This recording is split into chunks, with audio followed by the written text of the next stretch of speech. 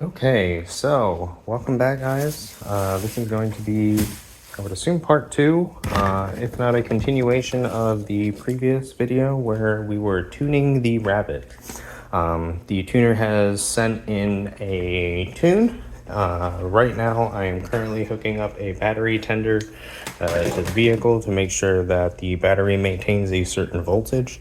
And then, yeah, we'll get to flashing the vehicle and getting a new tune on the car. So we'll get back to you here in just a minute. All right. So let's get the battery tender hooked up. I am using a 5-volt battery tender. I used to use this for my motorcycle, especially if after it's been sitting for a little while, or I know I'm going to be leaving it sit for a minute, just to ensure that it keeps the charge on the battery and the battery doesn't die. Right now it is red, so it is currently charging. The car has been sitting overnight, so it is cold as of right now. But yeah, let's get the tune in the car. All right, so here we are on the homepage of RevFlash. When you first download it, it is going to require you to log in. So I am going to get logged in, but if you have not made an account, go ahead and make an account, get logged in. This is going to bring this up. I'm going to run the VIN identification like we did the other day. All right, so let me get my keys out because I'm not paying attention. Stupid lock. All right, so key on, ignition on, start identification. All right, so here is the new tune.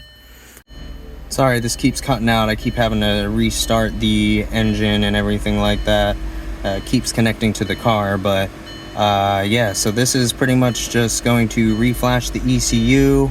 Like I said, my fans are running right now, so that's another reason I recommend using the battery tender.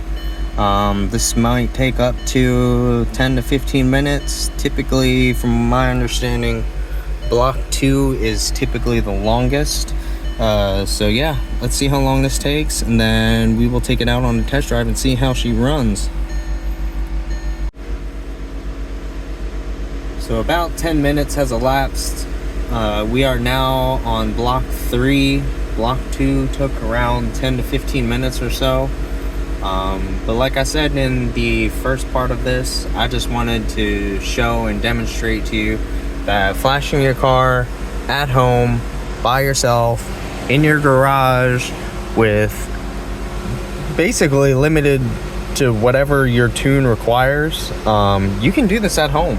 I don't want everyone to be intimidated and think that this is some like crazy magic that has to, you know, be intimidating.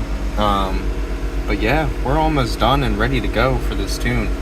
I'll be back here in just a minute once this tune finishes up, and yeah, we'll go for our first test drive and see how she does. All right, tune was successfully flashed. It just had me shut the ignition off for 5 seconds, click OK, and then put the ignition back on, start it, put the ignition on, click OK, and it said the flash was ready. So I think we are all set to go. I'm just going to disconnect all this here. I'm going to set up the 360 cam, and we'll take it out on our first drive and see what she's like. So far everything's running smoothly. Vehicle seems to be running pretty good. I'll show you here in just a little bit one of my favorite features. I can toggle pops and crackles on and off with my control, cruise control. So yeah, I'll show you that here in just a minute. See, I'll downshift. So this is no pops.